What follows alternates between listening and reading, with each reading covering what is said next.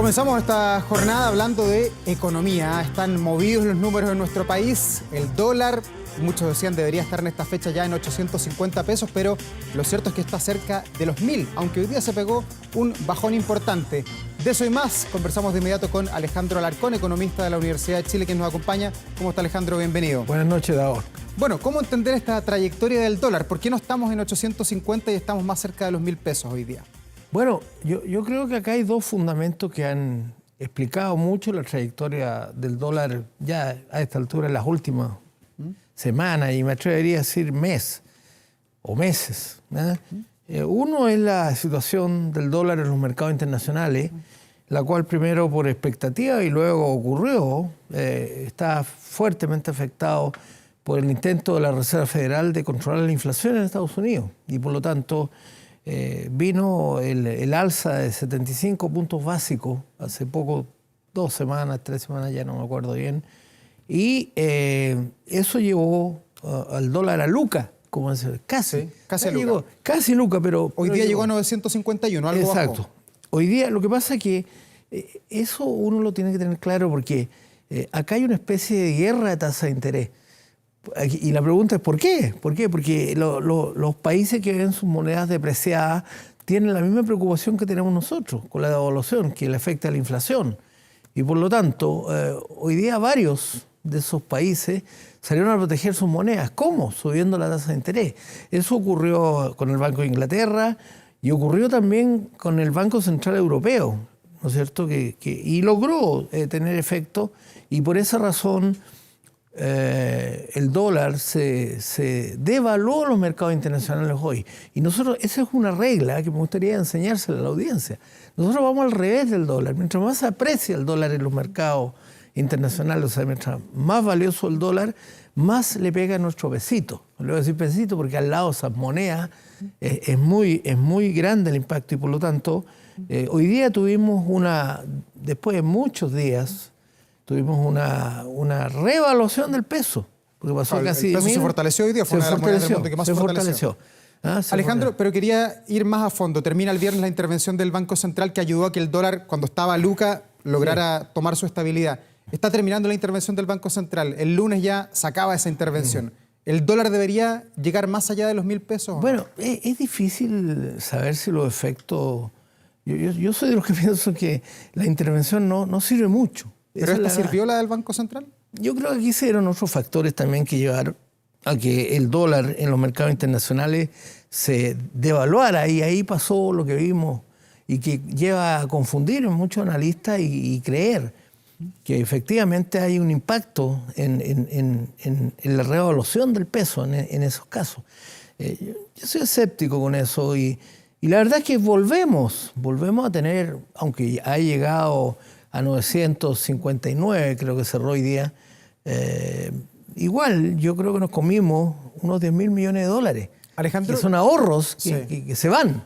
Y a futuro, a contarte el lunes, ¿qué tiene que hacer el Banco Central? Porque he escuchado varios economistas, leía en la prensa hoy día, que decían, bueno, el Banco Central ya no tiene que hacer mucho. Incluso el ministro Mario Marcel decía que a pesar de que pueden haber intervenciones, no se saca mucho. No. Porque viene de afuera todo. Sí, en gran parte afuera. Sigue el tema, un tema que le pegó mucho a los capitales, que el otro tema, que era el tema de la inestabilidad política. Yo creo que eso no se ha ahorrado del todo. Pero es verdad, vamos a ver para dónde se van los capitales las próximas semanas, y eso es lo que presiona al dólar a evaluarse más en Chile, es decir, a una devaluación del peso. Ya, pero el Banco Central, a su juicio, no tiene que hacer nada en el corto plazo. No, yo creo que no. Yo creo que no, puede dar señales, pero yo creo que no, tiene que seguir con la intervención. Porque al final, si pierdes tú, teníamos unos 50.000 millones de dólares de reserva y ya perdimos 10.000 en este proceso. Perdimos 10.000 millones de dólares. Entonces eso es costoso. Es costoso para la economía. Siempre es bueno tener ahorro, y lo sabremos los chilenos.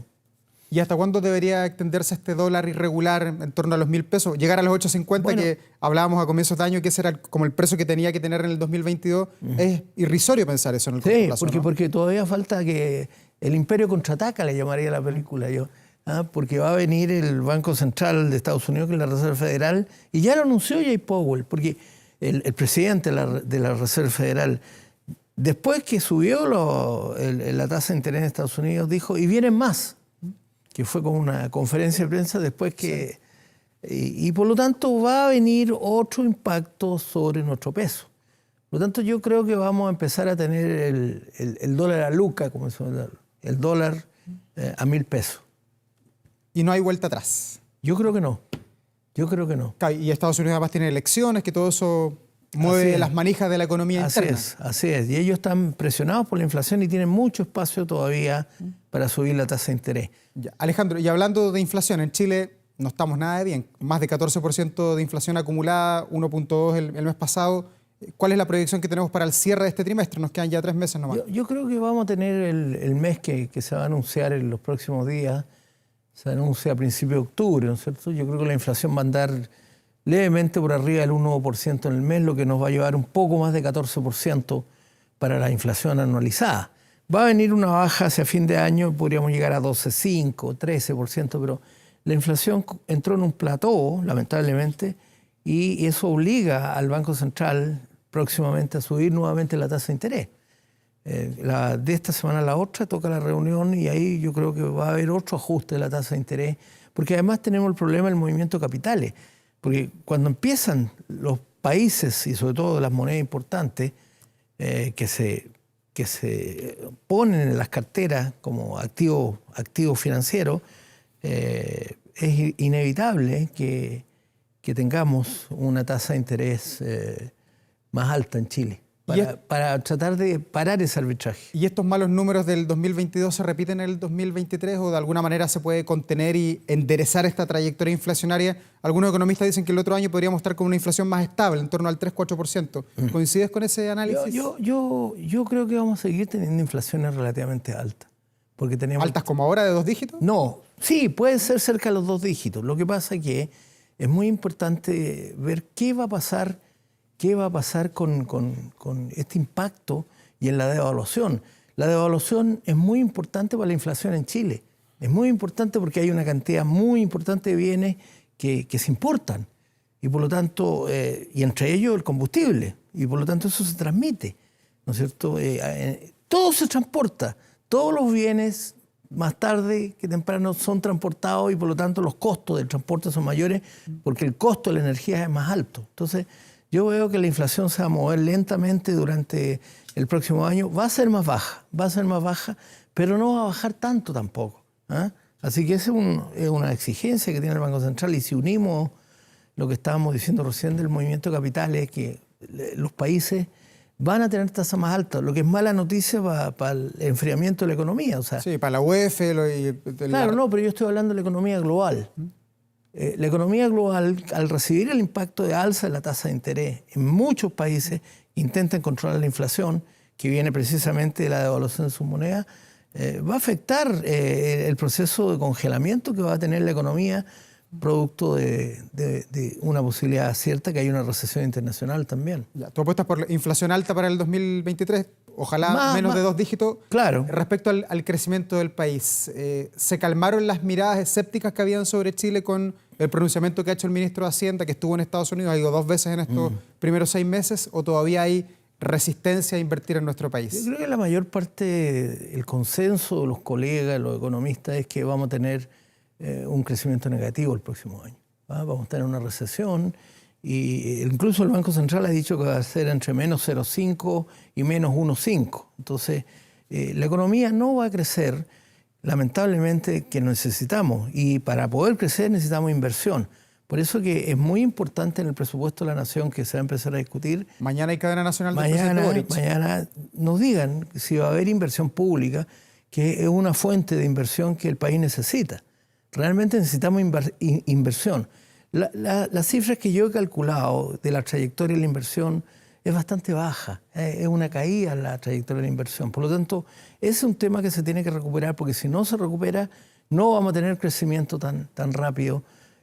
No vamos a tener el próximo año, desde luego, y probablemente empiece, si se hacen bien las cosas, sobre todo con la inversión pública, caminos, puentes, túneles, etcétera, etcétera, etcétera, podamos tener un poquito más de crecimiento el año 24. Alejandro, ¿y cuánto del panorama económico se aclara si es que Chile decide, ahora ya, ojalá en el mes de octubre, la ruta constitucional? Veíamos alguna propuesta que está dando vuelta sobre la mesa, se va a discutir mañana en la mañana, también probablemente la próxima semana, que habla de que el proceso podría retomarse en abril y que dura hasta diciembre del 2023.